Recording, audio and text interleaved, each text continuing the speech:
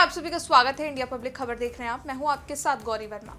भारत और पाकिस्तान के बीच चल रहे संघर्ष के बीच बलूचिस्तान की आजादी के दावे की खबर ने पाकिस्तान को अब नई मुसीबत में डाल दिया है।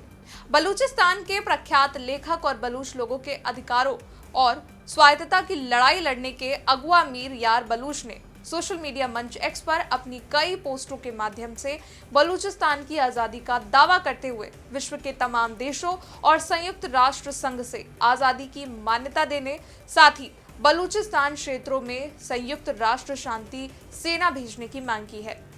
मीर यार बलूच ने अपनी पोस्ट में लिखा है कि हमने अपनी स्वतंत्रता का ऐलान कर दिया है। पाकिस्तान के पतन का समय अब नजदीक आ गया है। हम भारत से अनुरोध करते हैं कि बलूचिस्तान को नई दिल्ली में अपना आधिकारिक कार्यालय तथा दूतावास खोलने की अनुमति दी जाए। मीर यार ने इसी के साथ संयुक्त राष्ट्र संघ से अनुरोध किया कि वो डेमोक्रेटिक रिपब्लिक ऑफ बलूचिस्तान की स्वतंत्रता को मान्यता दे तथा संयुक्त राष्ट्र की बैठक बुलाकर बलूचिस्तान को समर्थन दे। ये भी अनुरोध किया गया है कि बलूचिस्तानी मुद्रा और पासपोर्ट मुद्रण के लिए अरबों डॉलर की धनराशि भी जारी की जाए।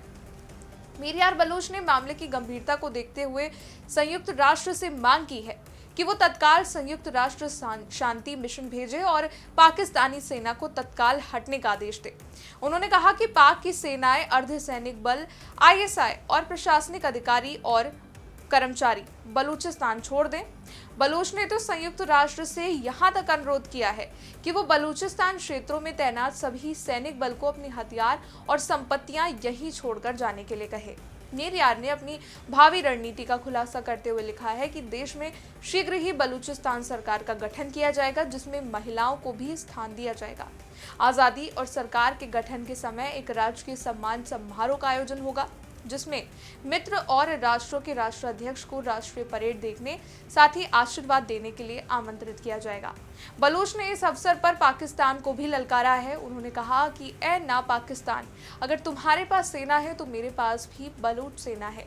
उल्लेखनीय है कि बलूच सेनानी लगातार पाक सैनिकों पर हमलावर हैं और वो पाक सरकार को लगातार चुनौती भी दे रहे हैं। कुछ दिन पहले ही बलूच आर्मी द्वारा पाकिस्तान में ट्रेन का अपहरण किया गया था। उससे इधर भारत पाक के बीच चल रहे तनाव के बीच बलूच आर्मी द्वारा पाकिस्तानी सेना पर लगातार 2 बार हमले भी किए गए हैं।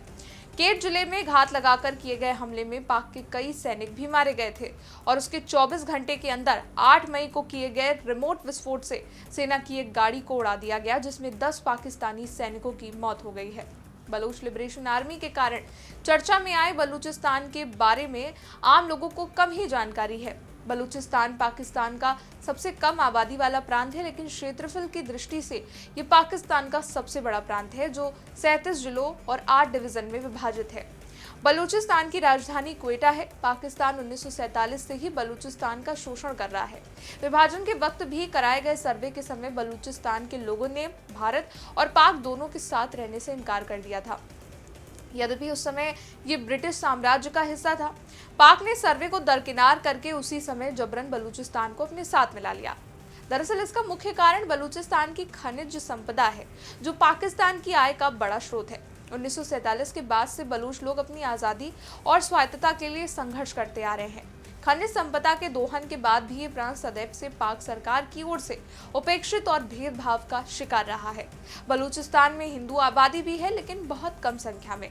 बताया जाता है कि इस प्रांत की कुल जनसंख्या का 0.4% हिंदू है, जो अल्पसंख्यक श्रेणी में है। 2023 की जनगणना के मुताबिक कुल 59,107 हिंदू बताए जाते हैं, लेकिन इन आंकड़ों से पाकिस्तान हिंदू परिषद सहमत नहीं है। उसके मुताबिक बलूचिस्तान में हिंदुओं की संख्या 1,17,345 है। बलूचिस्तान के लोग अब आज़ाद होने के लिए किसी भी हद तक जाने के लिए तैयार हैं। इसलिए अब देखना ये दिलचस्प होगा कि भारत पाकिस्तान के बीच का तनाव आगे कौन सा रुख अख्तियार करता है और बलूचिस्तान को लेकर क्या होता है। इस विशेष रिपोर्ट में बस इतना ही। देश दुनिया से जुड़ी तमाम बड़ी खबरों को जानने के लिए देखते रहिए इंडिया पब्लिक खबर।